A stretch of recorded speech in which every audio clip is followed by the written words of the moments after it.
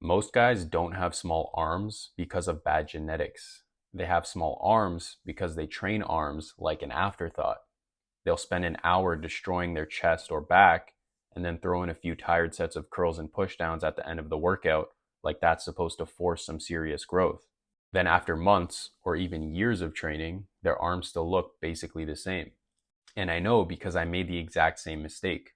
I started with complete twig arms, and over the past 3 years, I managed to build them to just over 16 inches naturally with what I would consider pretty average genetics. And in this video, I'm going to show you exactly what actually made the difference. Not fancy exercises, not junk volume, not some secret supplement, but the actual principles that finally made my arms grow. Now, before I get into the training, I want to explain why I actually know that my growth was real. Because obviously when you bulk, which I'm a big proponent of, and I'm going to be discussing later on in this video, your arms are going to measure bigger. You're holding more glycogen, more water, and probably some extra fat. So the measurement alone doesn't always tell the full story. But here's what happened with me. So the first time I got up to around 205 pounds, which was just a couple years ago, my arms measured 15.5 inches. I then cut down to about 170 and they were just around under 15. I then bulked back up to around 205 and they were 16.25 inches at the same body weight. I then cut down to around 180. I'm a little bit lighter now, but when I was 180, they were still 15.5 inches.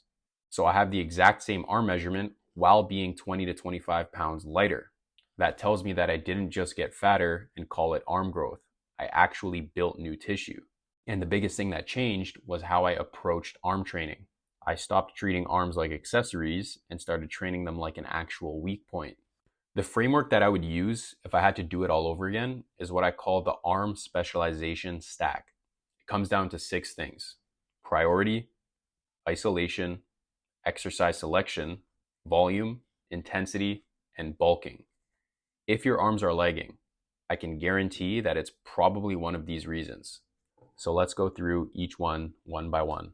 The first thing that everyone always wants to talk about is the split. Push pull legs, upper lower, bro split, full body, Arnold, whatever. I've tried pretty much every split you can think of. And the biggest thing I learned from doing that is that the split itself doesn't actually matter. Yeah, shocker. What matters is how you program within the split. Because if your arms are a weak point, they can't always be the little bonus muscle you throw in at the end when everything else is done. Now, I'm not saying that you can't make progress by training arms at the end of a session. You definitely can, especially the earlier on in you are in your training journey. Of course you can. But if you really want to bring them up for a specific period of time, you need to train them when they're fresh. A weak point needs priority, not pity volume. So I figured out a few different ways that you can do this. You can either train arms earlier in the session, so supersetted with compounds or just before the compounds. You can pair biceps with push days so they aren't already fatigued from your back work. You can pair triceps with pull days so they aren't already fatigued from pressing. You can sneak arm work into lower body days because they aren't going to be fatigued from squats and hip hinges. Or you can have a more arm focused day for a specific phase, or just a straight up arm day. What I'm trying to say is that the exact setup matters less than the principle. If you want a muscle to grow faster, stop treating it like an afterthought. That was one of the biggest shifts for me. My arms didn't need more random exercises, they needed better priority. Principle 2 is direct isolation. And this is something that a lot of people need to hear because while pull-ups and dips are great exercises and rows and presses are great exercises, they aren't enough to maximize arm development for most people, especially if your arms are a weak point. People love to say that you don't need curls, you just need weighted pull-ups, or you don't need tricep isolation, just do dips and presses. And I'm a big proponent of doing compound movements because they provide you with the best bang for your buck in terms of stimulus by stimulating both primary and secondary muscle groups. But the secondary muscle groups will never be the limiting factor. Your triceps are never going to fail in a press, and your biceps are never going to fail in a pull. If compounds were enough to maximize arm development, then every guy with a decent back and chest would have huge biceps and triceps, but they don't. And Alex Leonidas is a perfect example. When he benched 405 for the first time, he only had 16.5-inch arms, which, while are still big arms, weren't quite up to par with the 405 bench. and he admitted this himself. While he had an elite chest and back, his arms were still lagging. It was only then when he took isolation seriously and improved his understanding of biomechanics that he finally grew them to 17.25 inches, which is insane at his height of 5'5". But I digress. When you do a pull-up or a dip, or any compound movement, there are multiple muscle groups involved, and the specific muscle that you want to grow may not be the thing that actually fails first. So if your arms are lagging, train them directly. I know it sounds obvious, but a lot of people still avoid it because they think isolation work is somehow less serious than compounds, or that they're just accessories you're supposed to throw in at the end, and they're not. Direct arm work is only fluff if you train it like fluff, and that's how you end up with lagging arms. If you choose the right movements and take them seriously, isolation work is one of the most important tools you have. Okay, so now that you understand that direct arm work matters, the next question is exercise selection. Now, I've probably tried every curl variation, every cable setup, every dumbbell angle, every random thing that looked cool online. And after all of that experimentation, what I realized is that you probably only need 2 bicep exercises and 2 tricep exercises. And here's the filter I use now to decide which exercises I do. 1, an arm exercise has to be stable. It has to be easy to load over time. It has to create a strong stimulus without needing a bunch of momentum. And it has to let me train close to failure safely. And ideally, it should challenge the muscle in a position that gives me a nasty stimulus, aka the stretch position.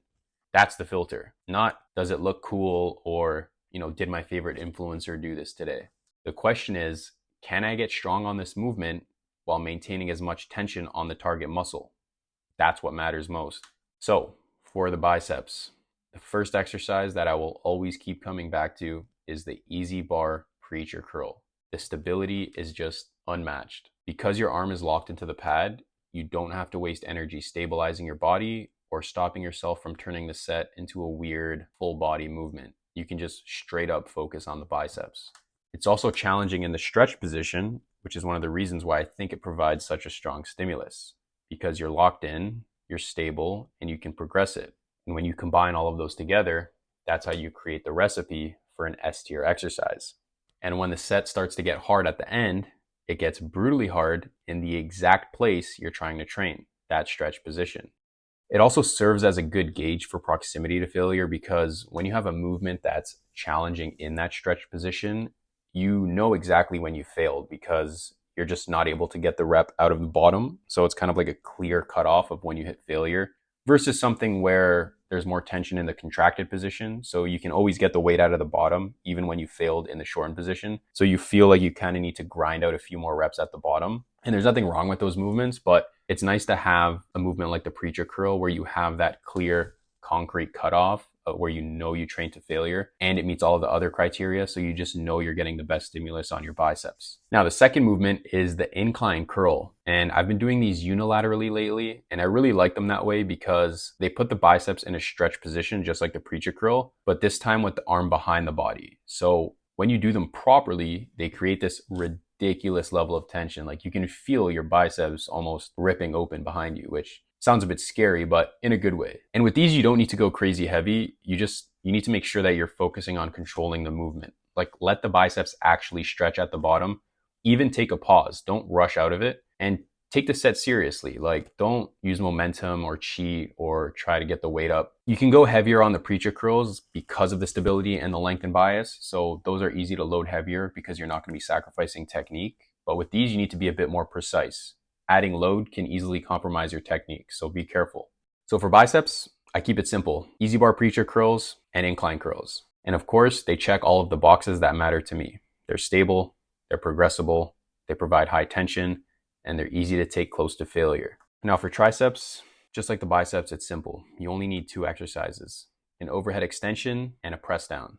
The reason is simple. The triceps are biarticular, which is just a fancy way of saying that they attach at both the elbow and the shoulder joint, particularly the long head, which gets lengthened when your arm is overhead. So if you never train your triceps in an overhead position, you're probably leaving some growth on the table. This is why I like overhead cable extensions so much. My favorite version is standing with the cable set low behind me. So it kind of anchors you in and it feels a lot more stable. The resistance path just makes more sense. And I can get a really good stretch on the triceps without it kind of feeling awkward or having to cheat like you do when you do the high to low setups. Now you can make this movement ultra S tier if it isn't S tier already by doing the exact same movement, obviously, but getting a utility bench set up so that you're locked in fully and you're not leaning or cheating at all. But if I'm being honest, I'm not going to bother doing that, especially in the middle of the gym where my cables are. I am not going to be dragging a bench every time I go to train arms. So it doesn't really matter how good it is on paper if I'm not going to do it consistently. Maybe I should have added low friction movements to the list of criteria, something that you can actually do that's easily accessible, but I digress. So the second tricep pattern is the press down. This is very basic. Everybody knows what a press down is. However, I think I found a legitimate advantage for my own training when it comes to push downs, and that is the long rope attachment. Funnily enough, I first learned about this when I watched Alex Leonidas' video on how he got 17-inch arms. Most people use a normal rope, a straight bar or a V-bar, some kind of bar of sorts whenever they do push downs. And that's great, those all work, but something special happens when you use the long rope. And everybody who I've trained with it has noticed the same thing. It lets you extend further out at the bottom so you can separate your hands more naturally. You're not internally rotated all the time and feeling restricted as you do with the single rope. And the contraction you get on the long head is insane. Like, just try it for yourself, trust me. The pump and cramping sensation that you get in that shortened position, because obviously push downs train the shortened position, and this way you're actually involving the long head in that. So when you combine those with overhead extensions, you're now training the long head in the shortened and lengthened position, when usually they're neglected in the shortened position because people are always internally rotated. And over the past year, I genuinely think this has been a game changer. Like, I've noticed significant tricep growth after making it a staple. Now, of course, whenever you gain significant size on your arms, naturally the majority of it is going to come from your triceps because it takes up the majority of the mass. But I do truly think that doing these push downs did make a huge difference. So for triceps, my staples are the low to high overhead cable extension and the long rope press down. That's it. Just like with biceps, only 2 exercises. In this case though, 1 to train them in the overhead position and 1 to hammer down the press down pattern hard. Simple, but effective. Now, let's talk about volume, everybody's favorite topic, always where it gets a bit controversial. For direct arm work, I train biceps and triceps twice per week frequency, not more, not less. And in terms of volume, I'm typically somewhere around 4 to 8 hard direct sets per muscle per week. Sometimes it fluctuates depending on just how I feel. If I do 2 sets of triceps and I got an insane pump and I just feel like I got a good stimulus because I trained really hard, I don't do any extra. Other days I feel like I need to get a little bit more, so I just do a little bit extra. But it's never more than 8. Most of the time, I'd say it's probably around 6, right in the middle.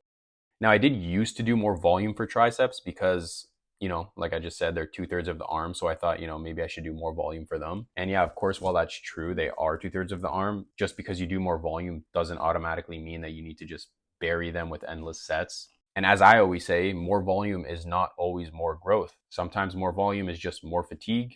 Like, I'd rather do 6 brutal but trackable high quality sets that I can actually recover from than just 16 random sets where half of them are just pump work with no progression. And I think that this is where most people mess up, especially when it comes to isolation work, but just training in general. They hear low volume and they assume that means low effort, but that's not what I mean at all. It's actually quite the opposite. Low volume only works when the sets are not low effort. If you're going to do less, the quality has to be extremely high. You can't do low volume and train like you're afraid of discomfort. That's just low stimulus. Now for rep ranges, I love the 5 to 8 rep range, even on isolations, especially on the stretch focused movements like the preacher curls, the incline curls, and the overhead extensions. I know when it comes to isolations, a lot of people tend to default to higher reps because, I don't know, I guess they get a better pump or it just feels more natural when you're doing an isolation movement. But for me, if the movement is stable enough, I like being able to load it as heavy as possible. I don't like doing super high reps. The main exception is the press downs because they're super focused on the contracted position. And when you do super high reps, it's harder to get that sensation. So that's where it comes from. I do like to do 8 to 12, maybe 6 to 10 on those. But the main point isn't that everyone needs to copy my exact rep ranges. I'm just telling you what I do. You can get away with various different rep ranges. The point is just that your volume and your reps should serve your progression.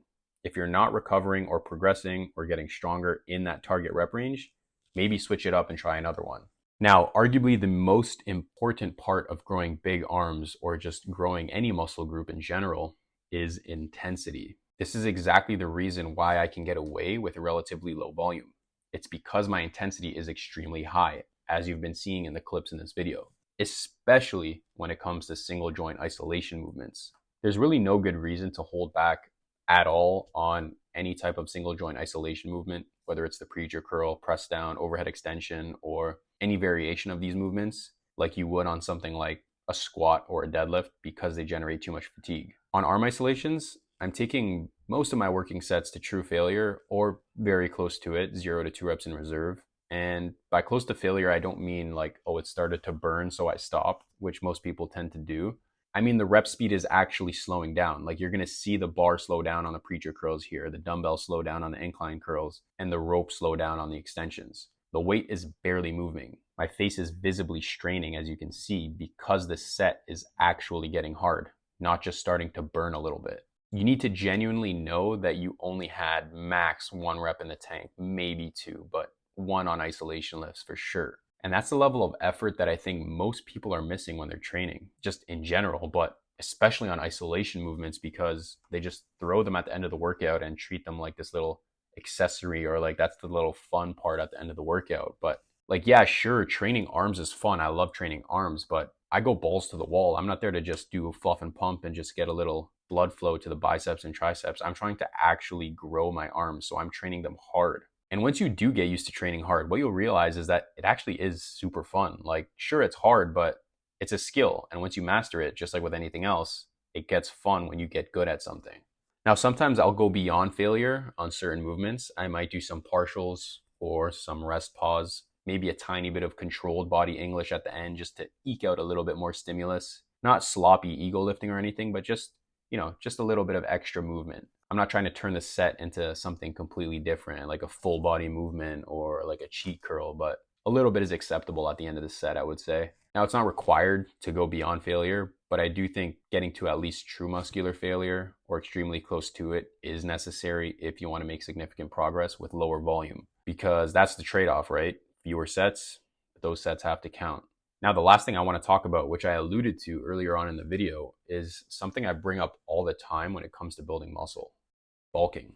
Because at some point, whether you like it or not, it's going to be necessary if you've been underweight or skinny for most of your life. A lot of guys, or probably every guy, honestly wants bigger arms, let's be honest, but a lot of them are terrified of gaining weight. They don't want to get fat, quote unquote. They want more muscle, but they want to stay lean year round. They want the sleeves to fit tighter, but they don't want the scale to move. It's like trying to build a bigger house while refusing to buy more materials. Doesn't make sense. Now, of course, like I said, when you bulk, your arm measurement will inflate somewhat artificially because of glycogen, water, and some body fat.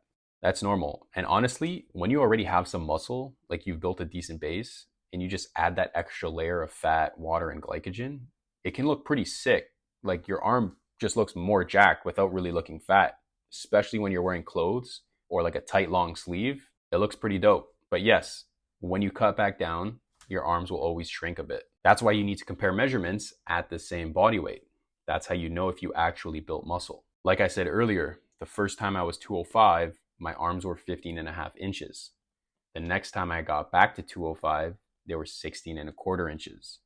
And now, after cutting back down to 25 pounds lighter, they're still 15.5 inches. So having the same measurement while being 25 pounds lighter, I would consider to be huge progress. And I'm almost certain that it would not have happened if I refused to bulk. You can't build new tissue out of nothing. At some point, if you want bigger arms, you need to eat enough to support growth. Doesn't mean dirty bulking like an idiot, not gaining 40 pounds in 4 months and pretending it's all muscle, but a controlled surplus where your training performance is moving up and your body has the resources to actually build. I do have other videos talking about bulking where I go more in depth on how to actually structure it. So if you want, you can check those out if you're interested. So if I had to build my arms from scratch, again, this is the stack I would use. Priority: train arms when you're fresher instead of always throwing them in at the end. Isolation: Don't rely on compounds if your arms are a weak point. Exercise selection. Choose stable movements that you can progress, not random exercises that just look cool. Volume. Use enough hard direct work to grow, but not so much that recovery and performance fall apart. Intensity. Take your working sets brutally close to failure. And bulking. Eat enough to support actual new tissue. Now, that's what worked for me. Not fancy exercises, not junk volume, not elite genetics, just direct stimulus, progression, intensity, and enough food to grow. Your arms won't grow if you keep treating them like accessories. A weak point needs priority, and if you give it the priority long enough, you can make a lot more progress than you probably think. So those are my thoughts. Thanks for listening. I'll see you guys in the next video.